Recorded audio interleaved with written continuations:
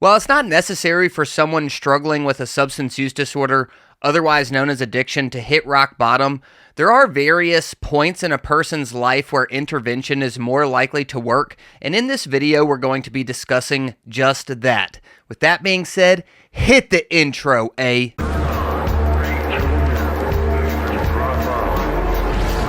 What the fuck is going on, YouTube? It's Ashcon, aka Dropped Out Beats, back again with another Addiction Neuroscientist Reacts video. For those just tuning into the channel, I'm a trained addiction neuroscientist and hip-hop producer, and this is a part of a series where I react to a variety of entertainers, athletes, whatever. We're reacting to anybody. Comment someone down below if they talk about their drug experiences, and I'll react to it. Anyway, today we're going to be reacting to professional skateboarder Julian Davidson on the 9 Club with Chris Roberts, Jerron Wilson, and Kelly Hart talking about why he got sober. If you can't see the skateboards back here, big skateboarder over here, although I fucked my ankle up recently, and I don't know if I'll ever be able to skateboard again, to tell you the truth, guys. I messed it up in jiu-jitsu, and my ankle ligaments are so fucked I can't even ollie right now, so probably need to go to physical therapy, but we'll see how that goes. Anyway, that is an Eric Ellington board. Eric Ellington is my favorite skater on the planet, and if you are not a skater, Eric Ellington is a part of the Baker Death Wish crew, which is a part of the greater, alcohol-fueled skateboarding culture, or rather, they helped fuel the alcohol-fueled skateboarding culture. And, Julian Davidson, they even talk about it in this clip, was kind of a child of that as well. You know what I mean?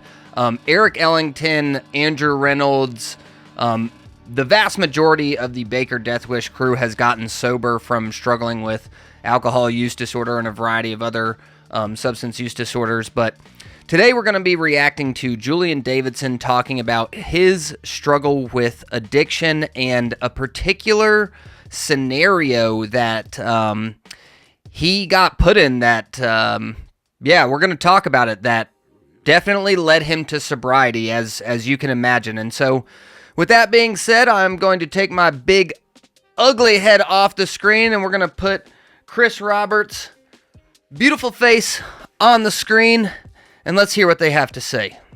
How are you now? Sober? I am sober, man. Congrats! Oh, nice. Thank you so much, man. Yeah, congrats, just came up on 5 years. Ooh, on awesome, on dude. August 5th. Hey, sick. My sobriety date, August 5th, 2017. What was the catalyst that just made you go like, "That's it, I'm done with this drinking shit"?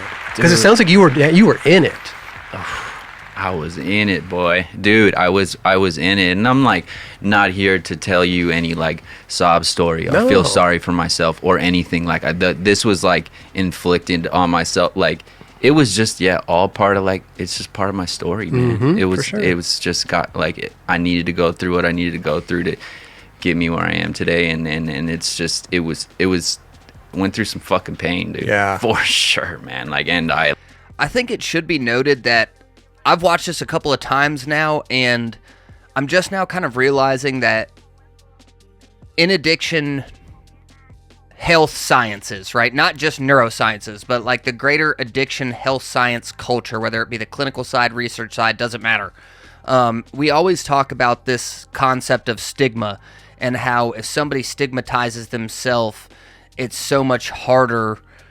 Like, the path to recovery is so much harder for them because they kind of, hate themselves, right? And I think it should be noted that Julian here seems like he doesn't have that, stigma towards himself of, oh my God, I'm a disgusting drug abuser. And I think that helps him understand that this was all part of his story, right? And we all had to do what we had to do to get where we are. And, if you're struggling with addiction, that's just going to be a part of your story, That's why we call ourselves the beautiful degenerates over here. So let's get back into it. I was doing drugs and drinking a lot. And I got sober at 25. But I think at the end I was drinking and doing drugs, whatever, and against my own will, you know what I mean? I wanted to stop. I was just like, I fucking want to stop, but I can't stop. Like, you know what I mean? And I didn't really know, like, I knew inside that I had a problem, and it just kind of like, it's kind of just trying to, you know what I mean? I was doing drugs by myself, and then, like, you know, kind of drinking during the day and hiding it from the homies, and I was just a wild cat, you know. You know, when you start hiding it. Yeah. You know, it's a problem. You know, and it's not even like, it's just, there was a lot of shame behind it. You know what I mean? Like, I'm, you know, doing freaking coke in the bathroom on freaking Christmas. You know what I mean? It's just like, fuck, you know? Like, I'm like, get it together, Julian. Like, this is not cool, you know? Sure. And, yeah, I think that's a good little place to pause here, because I like that he noted he wanted to stop, but he couldn't, right? Like, that was the thumbnail. And that was something that I really learned in grad school, more through the clinical health side of things. So when I went to grad school, I went to Wake Forest University, studied neuroscience there. And one of the things we had to do was shadow a clinical provider, right? Like a doctor, basically. And so I actually, let's just go ahead and throw this on the screen now. I was going to save this for later, but I actually shadowed someone. Let me make this bigger here. Maybe zoom in if we can. See if this zooming in will work at all. We not zooming. Zoom, you mother. Anyway, okay, it doesn't matter. I ended up shadowing the head of the Arch team. And so the Arch team at Wake Forest, there's kind of two different meanings of Arch. We have the clinical facing side of Arch, which is the advocacy, recovery, compassion, and healing team.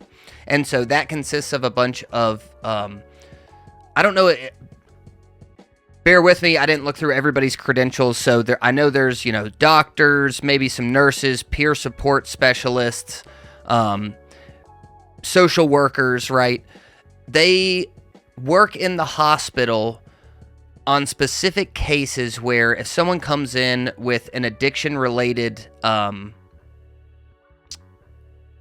ailment, you know, they got hurt while they were drunk or something, then someone from Arch is likely to come in and talk to that person about their drug use and basically, you know, just check on them. Just see, you know, hey, are you okay? Are you struggling with addiction? Do you need help? Because you're here from something that happened to you while you were not sober, right? And so when I shadowed this doctor from the Arch team, it was just really interesting to listen to them talk and hear all of the different kind of nuances of addiction that you don't just hear either from the research side. You kind of do hear it from the research side of things. You kind of hear it a lot of things from the research side of things. It just doesn't have sometimes it doesn't have the appropriate empathy, I guess is the best way to put it, behind it. Whereas like a lot of the clinicians have seen this firsthand. And so there's like when they're relaying this information to you, there's a particular amount of empathy that they can give that just comes across a lot more strong, you know, hits you in the feels. And so one of the things I really learned from hanging out with the Arch team was that, and mind you, I didn't really spend much time with the Arch team. Don't take this as like I was there for a semester. I was there for like a week, hanging out and listening to them tell stories, basically. And so I learned that there's a lot of people with a substance use disorder that know they have a substance use disorder. They're totally aware of it, and they want to stop. They just can't stop from the compulsions. And so the compulsion to use drugs. And so I always thought that was pretty interesting, because we always think, you know, drug users, we as in the public, not you beautiful degenerates here. We know that's kind of like, you know, we kind of know some of this stuff because we've been around it. But, you know, the public sees drug users as a bunch of degenerates who have no self-awareness, basically. I think a lot of people think that drug users and people with a substance use disorder don't have any self-awareness, and that is just really not the case. They have a lot of self-awareness, maybe even more than most people, because when you get high, you develop a different sense of self-awareness, if you will. We're not specifying any drug here. When I say get high, I mean get intoxicated, whether that be alcohol, opioids, weed, psychedelics, doesn't matter. And so, yeah, I just thought that was interesting that Julian kind of displays that here. But the Arch team will come. I'll tell some more Arch story stuff here in a little bit when Julian tells his story. No, I wasn't mentally like. I was mentally unstable, man. Like I was in fucking pain, and I was just struggling, and I didn't really like know how to like ask for help, and I didn't even like. I was just like, if it's gonna take me to stop, so like, you know. But I ended up was supposed to go to. We were filming for Peace and like Element Video, and we were supposed to go to Barcelona, and I had a ticket to Barcelona. We were supposed to go there for 2 months to film, and yeah, I'd been up all night drinking, doing whatever, you know. Shenanigans, and I showed up at the airport, and I'm just, you know, took some pills, and I'm just not a little, I'm out of my mind probably, you know what I mean, and not in good shape, and then I think I whatever, check my bag, get somehow like, you know, get my shit together, or to like somehow check my bag, but the airline called the cops on me, I think, and just because they're like, this guy's too intoxicated to fly, probably, and I don't even know. I don't even remember much of that. Oh wow! And then outside, they like were like, you know, like you know where you are, sir, and like, do you know why you're here, and like, you know where you're going, and like, and I was like, what? Like, I was just like, of course, like I know what I'm doing, you know. Right. And I was functioning. I was somehow getting around. I'm smoking out front. I'm probably a mess, but I was like, yeah, I'm about to go to Barcelona. Like, this shit's gonna be sick. You know what I mean? Like, you know, and the dude's like, you're like, not going anywhere, buddy. Like, yeah, like, you're not going anywhere, buddy. And, dude, straight up, you know? I'm about to go to Barcelona. Yeah, he's like, sick. you need fucking a sandwich, and you need to go home, like, fucking, or something, God. You know? He's like, you're fucked. Like, but you know, and I think, like, I got all bent out of shape because he's like, you know, you're not going to fly today, and you're too intoxicated. And I was like, let me get some food. Like, let me try to sort myself out. And he's just like, nah, like, you're not flying today. Wow. And I just was like, fuck you guys, man. Like, you guys are fucking whack, and da-da-da, you know, and, like, man, like, you know, I grabbed my bag, and, like, I'm fucking out of here. And they're just like, and they had sat me on the curb, you know. And they're like, we didn't tell you to move, like, da-da-da, and, like, they handcuffed me and all this stuff, and I'm just like, there's like little kids out there. I'm just like, man, like, I was all bent out of shape, you know. I'm like, just fucking get me out of here. Like, it's embarrassing, and you know, and I was afraid one of my homies was gonna roll up and see the whole situation, you know. And so they take me away, you know, and they detain me. Yeah, I felt fucking demoralized. I like knew, like, I was just like, dude, what the fuck? I remember getting out of there. I went across the street, bought 2 shots from the fucking place, drank them because I felt so shit. And then I was just like, man, like, what the fuck's going on with my life? You know what I mean? But no intentions of quitting, honestly. Like, my mom picked me up, gave me hell, you know, and as she should. Horrible. She's just worried about me. Yeah. And yeah, my friend called me the next day, and I thought, like, I was like gonna buy a ticket to Barcelona for $4,000, like, and just be like, I'm gonna go and meet the homies, like, I just fucked up, you know. And Cole Matthews called me, and he was, you know, he was able to be just fully real and honest and vulnerable, and we you know, we had a good talk, you know, and I was so desperate and like feeling hopeless. I was just like, man, like, we had a good talk, and he's just like, we got to get you help. You know, I haven't seen you happy in so long, and you know, and he's like, let's just try, you know, let's get you to treatment, and I got the privilege. Yeah, I got the privilege to go to treatment. You know, Okay. They found me a place. And instead of Barcelona, I went to rehab. God damn. Oh, it's all good. It's the best decision of my life. I'm glad I didn't make it out. If you don't skate, Barcelona is like skateboarding heaven. So yeah. Yeah. I'm glad I didn't make it out there. Like, fuck. Like, who knows? You know, how my life would have changed. Who knows? You know, and I just like.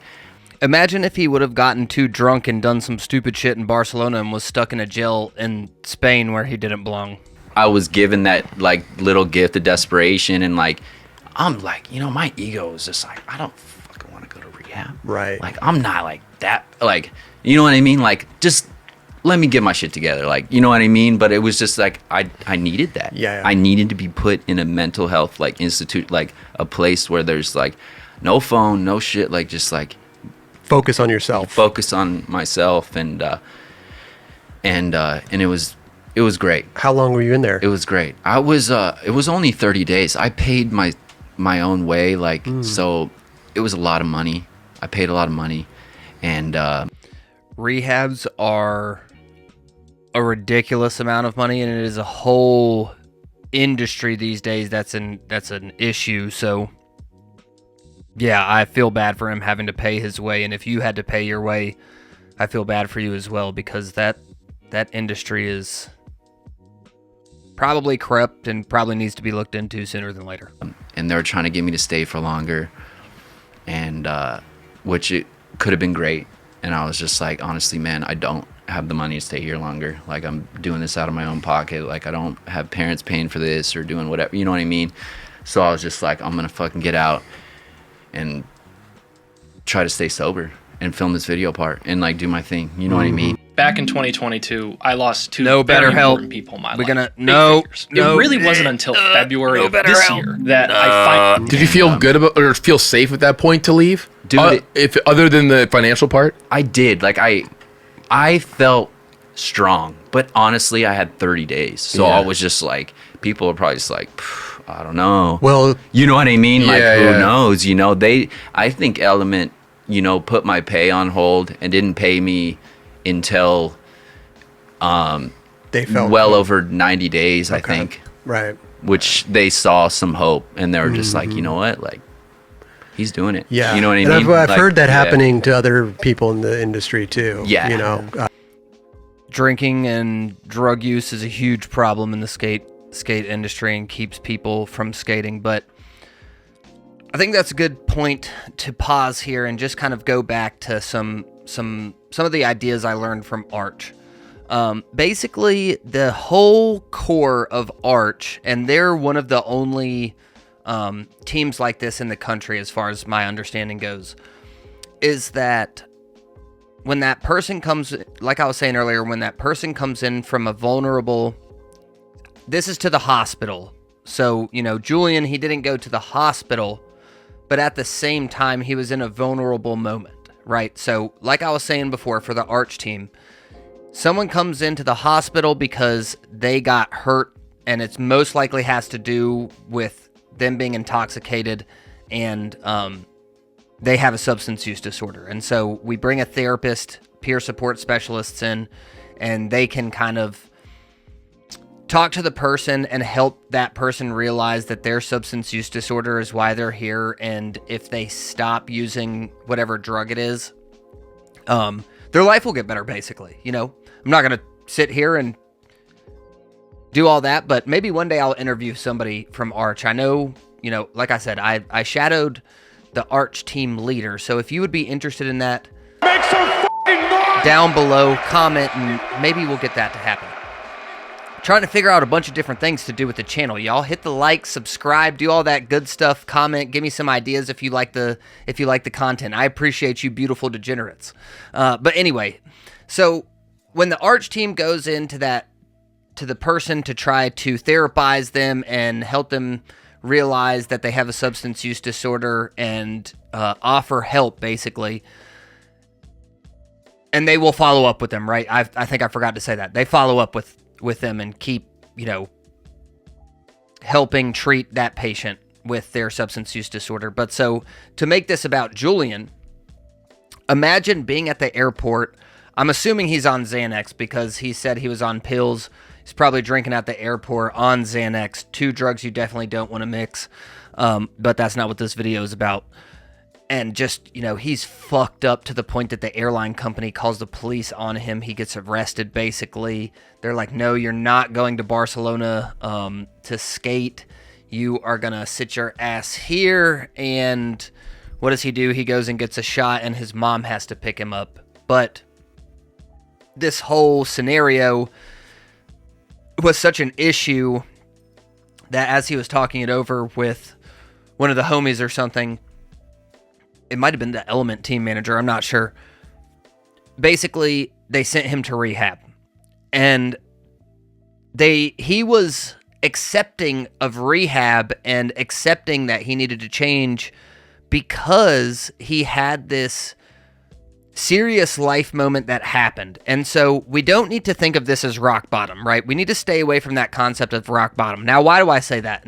Go back and watch the Mike the Situation video where we talk about rock bottom. I believe that's the one. The reason you want to stay away from rock bottom is because it's an old trope that we need to force the person to rock bottom. We need to make them have all these bad things happen to them. And once they hit rock bottom, then they'll realize that they need to get sober. And that's really not the way you want to think about it. The way you want to think about it is there might be a particular moment or a particular interaction with law enforcement or a particular injury that sends them to the hospital. Things of this regard, a serious... You could think of it as a traumatic life event, really. Is getting arrested the most... Is that really, trauma? I don't know. I'm not here to define what trauma is and isn't, but in terms of going to the hospital, it's usually a traumatic life event that happened that the Arch team comes in and can start the therapization process, right? And so, yeah, something to think about that. If you know someone with addiction, don't force them to rock bottom. Just keep loving them. If they steal from you, that's a totally different issue that I'm not covering in this video. But if they have one of those moments where they're at the airport, they get arrested, they can't go skate in Barcelona, that's the time to start to talk to them about quitting the drugs that they have a problem with, right? And so I think this was a good story to kind of illustrate that. And so Julian has been sober for 5 years, I believe he says at the end of the video. So we're going to clap that up. Good on you, Julian Davidson. Shout out to Chris Roberts for the good interview. I always appreciate a good 9 Club interview, although I've been kind of out of the skate community with my lack of ability to skateboard. Thank you, Jiu-Jitsu. I love violence. Anyway, please subscribe to the channel. We're trying to grow this thing up in here. Become a beautiful degenerate. Make some fucking noise! Down below in the comments if you like this content. Yeah, go check my music out on Spotify and all that good stuff. I think I got some really good music coming out with my good friends. Actually, I definitely know I got some. Let's go ahead and do this. I definitely got some good ass music coming out real soon. It might be out when you're watching this video. I don't know. With Kyrie, Lamont the Saint, Mr. Bishop, Griot Noy, Marmar the Prophet. I think that's everybody on the tape that we about to be dropping. Shit is gonna be fire, y'all. Go check that shit out on Spotify. Go buy it on iTunes or my website, droppedOutBeats.com. Anyway, appreciate all you beautiful appreciate all you beautiful degenerates. Subscribe to the channel, hit the like, comment down below. Love you. Peace out. We would learn together and experience together how to reach the 5 levels of consciousness which are available to a species like ours. Drop out.